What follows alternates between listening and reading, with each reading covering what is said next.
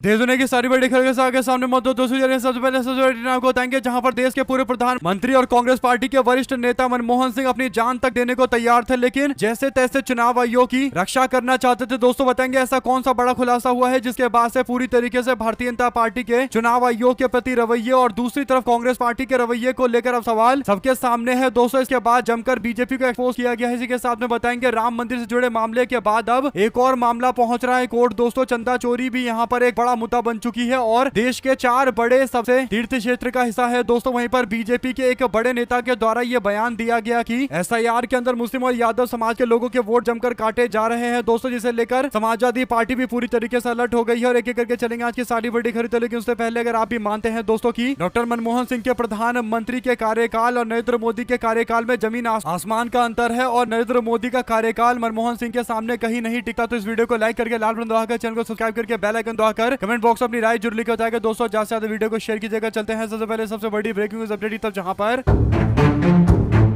एक बड़ी रिपोर्ट सामने आ रही है। दोस्तों रिपोर्ट यह है कि 2004 से लेकर 2010 तक यानी 10 साल देश के प्रधानमंत्री रहे मनमोहन सिंह को लेकर एक रोचक किस्सा बताया गया है। दोस्तों और ये किताब लिखा है देश के पुराने चुनाव आयोग के अध्यक्ष यानी देश के पूर्व इलेक्शन कमीशन ऑफ इंडिया के हेड एसवाई कुरैशी ने। दोस्तों एसवाई कुरैशी ने एक किताब लिखी है India and I 100 memory not a memoir. इस किताब के अंदर कई तरीके के दिलचस्प चर्चाएं वो करते हैं दोस्तों, लेकिन जो बड़ी बात है वो मनमोहन सिंह से जुड़ी हुई है। दोस्तों कुरैशी यानी एसवाई कुरैशी ने पूर्व इलेक्शन कमीशन ऑफ इंडिया के हेड ने जनवरी 2012 में उत्तर प्रदेश के विधानसभा चुनाव का जिक्र किया और सलमान खुर्शीद जब केंद्र में मंत्री हुआ करते थे यानी मनमोहन सिंह सरकार के मंत्री हुआ करते थे, तब उन्होंने एक बयान दिया था और बयान में उन्होंने मुस्लिम समाज के लोगों के लिए आरक्षण के लिए 4.5% से आरक्षण को बढ़ाकर 9% करने का दावा किया था। और इस बात का जिक्र करते हुए बीजेपी के लोग शिकायत करते हुए पहुंच गए चुनाव आयोग और कहने लगे कि ये चुनाव के नियमों का उल्लंघन है, इस पर कार्रवाई करनी चाहिए। और बड़ी बात यह थी कि मनमोहन सिंह सरकार के मंत्री थे। दोस्तों इनके ऊपर शिकायत दर्ज करवाई गई। कुरैशी आगे लिखते हैं कि इस मामले में चुनाव आयोग ने 4 दिन तक सुनवाई की और इसके बाद बीजेपी की तरफ से अरुण जेटली और अभिषेक मनु सिंह भी कांग्रेस पार्टी की तरफ से पेश हुए और अंत में चुनाव आयोग ने सलमान खुर्शीद को फटकार लगाई। इसके बाद खुर्शीद नाराज दिखे और कांग्रेस के कुछ नेताओं ने यह संकेत देना शुरू कर दिया कि चुनाव आयोग अहंकारी और मनमाना व्यवहार जता रहा है। कुरैशी लिखते हैं कि आलोचना मुझे कभी परेशान नहीं करती, लेकिन जब संस्थान की विश्वसनीयता को कमजोर करने का प्रयास किया जा रहा है तो वो चिंताजनक बातें हैं। ऐसी गैर जिम्मेदाराना बातें स्वीकार नहीं थी। कुरैशी कहते हैं कि ईद मिलन समारोह में वो तात्कालिक प्रधान सचिव यानी जो प्रधान सचिव थे प्रेस हरीश खरे उनसे नाराजगी का जिक्र करते हैं। खरे ने पूछा कि क्या वो प्रधानमंत्री तक ये बात पहुंचाएंगे, तो कुरैशी ने कहा कि ठीक है मैं बात करूंगा प्रधानमंत्री से इस बारे में। अगले ही दिन प्रधानमंत्री के कार्यालय में एसवाई कुरैशी पहुंचते हैं दोस्तों और मनमोहन सिंह एसवाई कुरैशी का इंतजार कर रहे थे। दोस्तों इसके बाद एसवाई कुरैशी को हरीश ने बताया यानी प्रेस सचिव हरीश खरे ने बताया कि आपने क्या कहा है, अगर आप ऐसा सोचते हैं तो मैं आत्महत्या कर लूंगा। यानी चुनाव आयोग को देश का गौरव बताते हुए मनमोहन सिंह ने कहा कि चुनाव आयोग हमेशा से भारत का गौरव रहा है और ये हमारे लोकतंत्र की आत्मा है, अगर हम इसे खो देते हैं तो हम सब कुछ खो देंगे। कुरैशी लिखते हैं कि इस घटना ने उन्हें राजनीति से नहीं बल्कि नेता से प्रभावित किया जिसने सत्ता में रहते हुए संवैधानिक संस्थानों के प्रति गहरी संवेदना व्यक्त की और संवेदनशीलता दिखाई। कुल मिलाकर दोस्तों चुनाव आयोग के बारे में एक देश का प्रधानमंत्री जो सोच रहा है, सोचिए कि एक मंत्री को फटकार लगाई गई, केंद्रीय मंत्री को फटकार लगाई गई। दोस्तों ऐसे कितने मामले आजकल देखने को मिल रहे हैं, ये सवालों के घेरे में है। और एसवाई कुरैशी ने बताया कि मनमोहन सिंह देश की सबसे प्रतिष्ठित संस्थान मानी जाने वाली इलेक्शन कमीशन ऑफ इंडिया पर उठने वाले सवाल को लेकर इन शब्दों का जिक्र कर रहे हैं कि मैं आत्महत्या कर लूंगा अगर इलेक्शन कमीशन जैसी संस्थानों के ऊपर लोगों का विश्वास कम किया जाएगा। तो ऐसे में दोस्तों अगर आप भी मानते हैं कि चुनाव आयोग अपने टाइम में सही काम किया करता था, लेकिन आज की डेट में चुनाव आयोग कई सारे सवालों के घेरे में है। दोस्तों देश के अंदर अगर कोई संस्थान देश में सबसे ज्यादा सवालों के घेरे में है तो चुनाव आयोग। और एसवाई कुरैशी ने जो बातें बताई है दोस्तों डॉक्टर मनमोहन सिंह के बारे में, ये सुनकर देश के अंदर अब नए तरीके की बहस शुरू हो गई है। आप लोग इस पर अपनी राय जरूर लिखकर बताएगा। चलते हैं एक और बड़ी अपडेट दोस्तों, जहां पर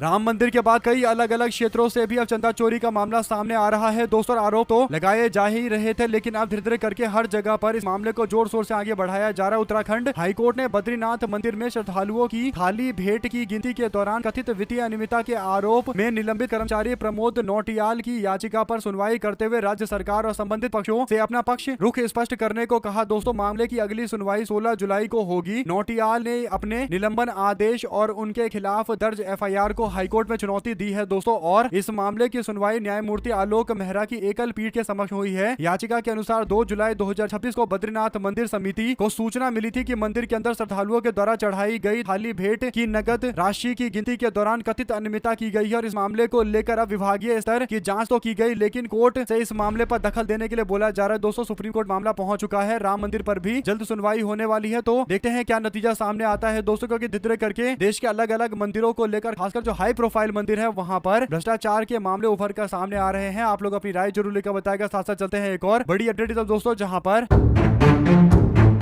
दतिया के अंदर जोरदार तरीके का घमासान अभी भी जारी है दोस्तों। दतिया में टिकट मिलने के बाद उपचुनाव में बीजेपी के प्रत्याशी आशुतोष तिवारी पहुंच गए पीताम्बरा पीठ मंदिर दोस्तों, और यहां पर जाकर पूजा अर्चना करने लगे और इसके बाद वनखंडेश्वर महादेव का जलाभिषेक किया गया। आशुतोष तिवारी बीजेपी के वरिष्ठ नेता के साथ न्यू कलेक्ट्रेट में अपना नामांकन दाखिल करने के लिए पहुंचे दोस्तों पीताम्बरा पीठ पर। इस दौरान बीजेपी के प्रत्याशी आशुतोष तिवारी के साथ सेवढ़ा के विधायक प्रदीप अग्रवाल, पूर्व विधायक घनश्याम पिरोनिया के साथ साथ संतोष कटारे और पार्षद रिंकू दुबे मौजूद रहे। दीपक सचदेवा, दिनेश शर्मा और सुंदर सिंह यादव, बद्री साहू और सुनील तिवारी जैसे नेता मौजूद रहे। तो कुल मिलाकर यहाँ पर जो मेन नेता थे यानी नरोत्तम मिश्रा थे दोस्तों, उनके आने का इंतजार किया जा रहा था, लेकिन उनकी उपस्थिति दिखाई नहीं दी। तो इससे पता चल रहा है कि गुटबाजी जबरदस्त तरीके से चल रहा है। बेशक कहने के लिए नरोत्तम मिश्रा बीजेपी के नेता का समर्थन कर रहे हैं, लेकिन सबको पता है कि कैसा समर्थन चल रहा है। इशारों में बात पूरी हो गई है और ये सीट जहाँ पर कांग्रेस पार्टी के नेता राजेंद्र पिछली बार चुनाव जीते थे, यहाँ पर उनके जीत की संभावना और ज्यादा बढ़ जाती है। इस पर आप लोग की जो भी राय है दोस्तों लिखकर जरूर बताएगा। चलते हैं एक और बड़ी खबर की तरफ, जहां पर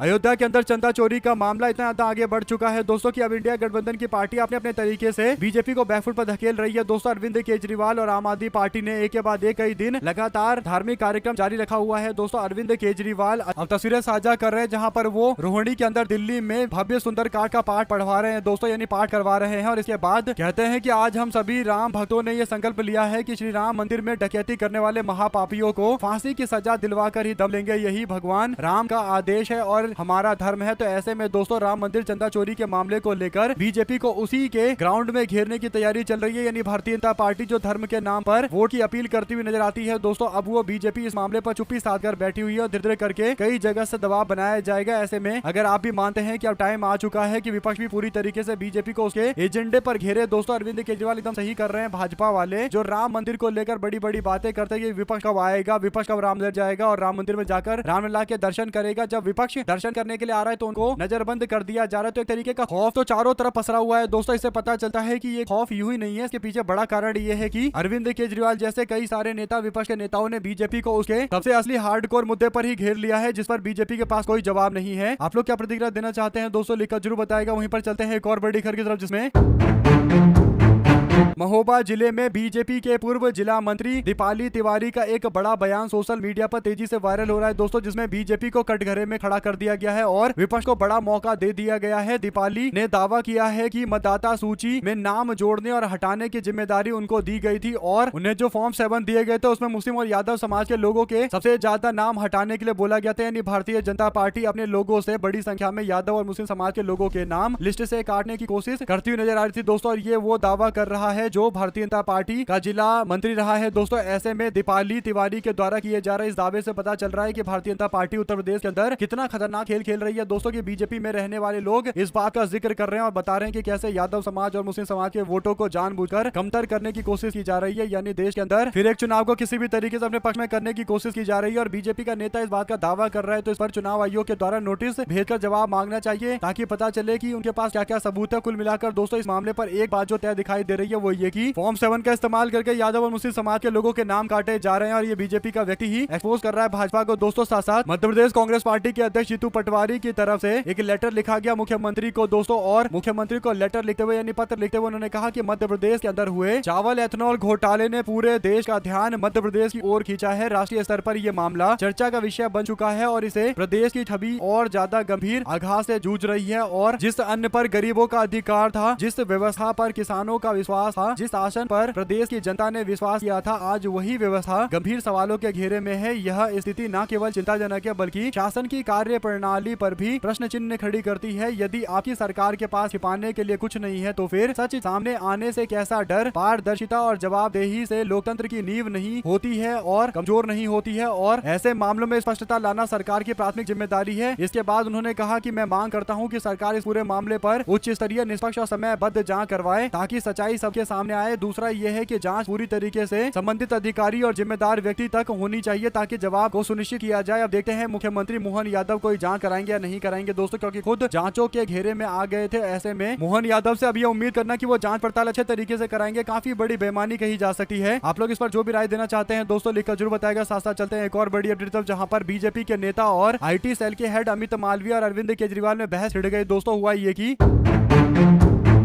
अरविंद केजरीवाल ने कहा कि मैंने दिल्ली के अंदर कुछ कार मैकेनिकों और गाड़ी मालिकों से इथेनॉल के बारे में चर्चा की। बाकी E20 के कारण खराब हुई गाड़ियों की लाइन लगी हुई है, गाड़ियों के माइलेज में भी भारी गिरावट देखने को मिल रही है, सब परेशान चल रहे हैं। मोदी सरकार को समझना होगा कि टीवी पर झूठे इंटरव्यू देना और फर्जी प्रेस कॉन्फ्रेंस करने से जमीनी हकीकत तो नहीं बदलेगी। लोगों पर E20 थोपना बंद करिए। अब मिडिल क्लास के सिर पर से पानी ऊपर बह रहा है, यानी पूरी तरीके से मिडिल क्लास परेशान चल रहा है। इस पर बीजेपी का IT सेल का हेड अमित मालवीय कहता है कि अरविंद केजरीवाल एक बार फिर से झूठ और डर फैलाने की राजनीति कर रहे हैं। अगर E20 से सचमुच गाड़ी बड़े पैमाने पर खराब हो रहे हैं तो पिछले 5 वर्षों में देश भर के अंदर लगभग सड़कें बंद पड़ी कारों और दोपहिया वाहनों से भर जाती। सच्चाई यह है कि 2021 में E15, 2024 में E19 और अप्रैल 2025 में E20 उपलब्ध है। आज लगभग 2.5 करोड़ पेट्रोल कारें और 20 करोड़ से अधिक दोपहिया वाहन E15 प्लस मिश्रित ईंधन पर चल रहे हैं। अगर अरविंद केजरीवाल का दावा सही है तो बीमा कंपनियां प्रीमियम बढ़ा देती और सेकंड हैंड पेट्रोल गाड़ियों का बाजार ध्वस्त हो जाता, लेकिन हकीकत कुछ इसके उलट है। तो अरविंद केजरीवाल के इन दावों पर बीजेपी के नेता का बयान था दोस्तों। इस पर अरविंद केजरीवाल ने फिर पलटवार करते हुए कहा कि आपके कई तथ्य गलत है, आपकी सरकार आपको तथ्य देकर आगे कर देती है बेइज्जती करने के लिए, यानी गलत तथ्य देकर आगे कर देती है बेइज्जती करवाने के लिए। ऐसे में बीजेपी के नेता IT सेल के जो मेंबर है अमित मालवीय, वो तो पूरी तरीके से दोस्तों भारतीय जनता पार्टी लिए हर बार अपनी बेइज्जती करवाते हुए दिखाई देते हैं। यहाँ पर भी इनकी जमकर बेइज्जती हुई है दोस्तों, यानी झूठे तथ्य देने का आरोप अरविंद केजरीवाल ने लगाकर फटकार भी लगाई है। इसके साथ ही चलते हैं एक और बड़ी खबर की तरफ, जहां पर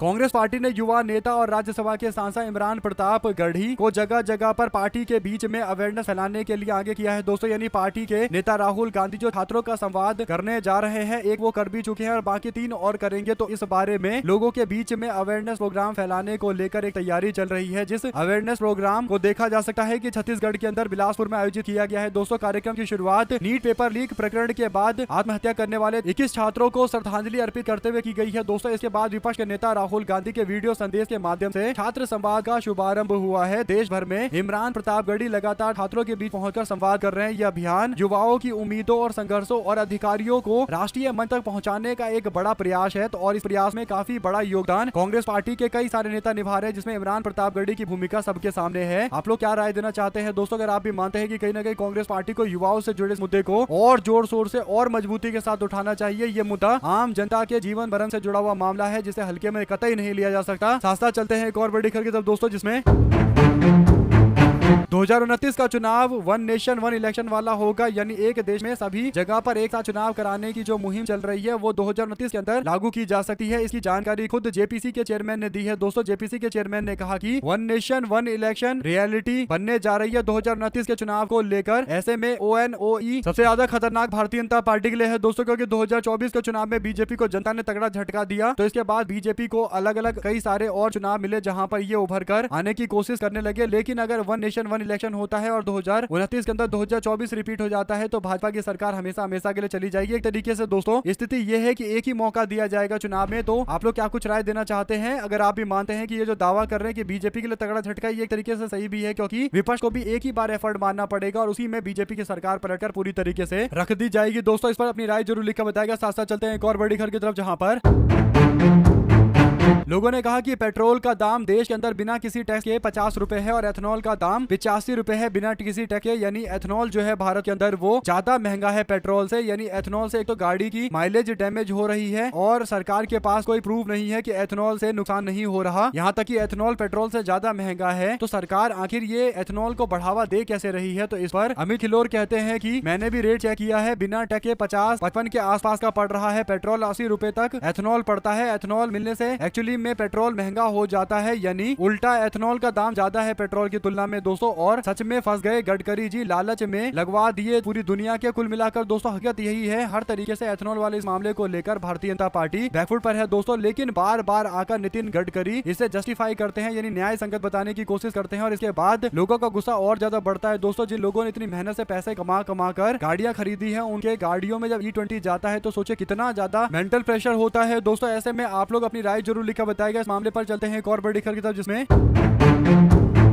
शेखर सुमन के यहाँ पर छापा मारे जाने की खबर सामने आती है दोस्तों। इस पर राजीव निगम कहते हैं कि हाँ मैं लिखा हूँ शेखर सुमन का शो, तो इसमें गलत क्या है। मैंने इंडस्ट्री में शेखर सुमन से लेकर कपिल शर्मा और अमिताभ बच्चन तक के लिए लिखा है। कुछ लोग सलाह दबाव के फॉर्मेट में कहने की कोशिश कर रहे हैं कि ये शो बंद कर दो, आपके लिए अच्छा नहीं होगा। भाई ये कौन सी दुनिया में हम लोग आ गए हैं। पहले मेरा फेसबुक पेज बंद कर दिया, मुझे बोलने से रोका जाता है, अब लिखने से इनको रोका जा रहा है, मुझे रोका जा रहा है, और मैं लिखना बंद कर दूंगा तो बोलना शुरू कर दूंगा मैं। इसलिए बेहतर है कि देश के एक शानदार अभिनेता का शानदार तरीके से परफॉर्मेंस करते हुए देश देखे। यानी यकीन मानिए दोस्तों कि देश के अंदर थोड़ी नॉर्मल सी भी आवाज उठा देना, यानी केवल ये कह देना एथेनॉल वगैरह को लेकर कि एथेनॉल सही नहीं है और बीजेपी की थोड़ी आलोचना कर देना, पर भारतीय जनता पार्टी भड़क जाती है दोस्तों। बीजेपी का पूरा सिस्टम काम करने में लग जाता है, जिससे कहीं ना कहीं देश के अंदर काफी ज्यादा दबाव बनाया जा रहा है। आम जनता को इशारा किया जा रहा है कि कोई बोले ना, चुप रहे। ऐसे में शेखर सुमन के यहाँ छापा भी इसका एक बड़ा जीता जागता उदाहरण है दोस्तों। इसी के साथ में पूर्व बीजेपी के नेता अन्नामलई अब थालापति विजय का समर्थन क्यों करने लगे हैं दोस्तों। ऐसा इसलिए क्योंकि पोलाची की जनसभा में अन्नामलई ने कहा कि हमें सरकार में पहली बार मंत्री बने लोगों का समर्थन करना चाहिए। हम 2031 का चुनाव लड़ेंगे और उसकी तैयारी हम कर रहे हैं, यानी थालापति विजय का समर्थन अन्नामलई कर रहे हैं दोस्तों। और वैसे भी अगर इनको रिलेवेंट बने रहना है, यानी इनकी थोड़ी भी पूछ अगर किसी मीडिया में होगी तो इसी बात पर होगी कि थालापति विजय को लेकर क्या सोचते हैं। और इसीलिए ये कह रहे हैं कि थालापति विजय से उनको कोई दिक्कत है नहीं और थालापति विजय का समर्थन करने की बातें चल रही है। यानी जो नए नए सरकार में लोग आए हैं उनका समर्थन होना चाहिए। तो इन बातों से पता चल रहा है दोस्तों की कहीं ना कहीं आने वाले दिनों के अंदर पूरी तरीके से अन्नामलई यही करते हुए नजर आएंगे और जैसे तैसे लोकप्रियता हासिल करते हुए नजर आएंगे। क्योंकि वो जो बड़े बड़े प्रेस कॉन्फ्रेंस करते थे वो प्रेस कॉन्फ्रेंस अब करेंगे तो कोई जाएगा भी नहीं देखने के लिए। आप लोग क्या कुछ कहना चाहते हैं दोस्तों लिखकर जरूर बताएगा। साथ साथ चलते हैं एक और बड़ी अपडेट, जहां पर देश के अंदर दोस्तों जो लोग फिल्म बना रहे हैं उसमें ज्यादातर ऐसे लोग हैं जो कहीं ना कहीं भारतीय जनता पार्टी का गुणगान गाते रहते हैं दोस्तों। ऐसे ही अनुपम खेर के द्वारा एक कोई फिल्म बनाई जा रही है। इस फिल्म में ये पूर्व वीएचपी के नेता अशोक सिंगला का रोल कर रहे हैं दोस्तों। इस पर सुप्रिया शिनेट ने निशाना साधते हुए कहा कि द्वापर और त्रेता का अंतर समझ आया कि नहीं आया, यानी तंज कसा गया दोस्तों। इस पर अनुपम खेर कहने लगे कि सुप्रिया शिनेट ने बहुत गलत किया है, हिंदू समाज के लोगों का अपमान किया है, यानी फिर से वही हिंदू वाला कार्ड खेलने लगे दोस्तों। ऐसे में सुप्रिया शिनेट की तरफ से की गई टिप्पणी पर सुप्रिया शिनेट ने फिर जवाब देते हुए अनुपम खेर को कहा कि मुझे नहीं लगता कि आपने शायद गलत वर्ड से फॉरवर्ड पढ़ लिया है। बार बार श्री राम को द्वापर युग का आप बता रहे हो, वो त्रेता युग में अवतरित हुए थे, यानी भगवान राम कब अवतरित हुए थे ये भी नहीं पता अनुपम खेर को दोस्तों। और राम मंदिर से जुड़े आंदोलन के नाम की एक मूवी में अशोक सिंघल बने हुए हैं दोस्तों, लेकिन इनको पता भी नहीं है कि राम जी त्रेता में हुए थे, ये द्वापर में हुए थे। यानी कहने ही क्या है दोस्तों, क्या चल रहा है एकदम समझ सकते हैं आप लोग। इसी के साथ में चलते हैं एक और बड़ी अपडेट तरफ, जहां पर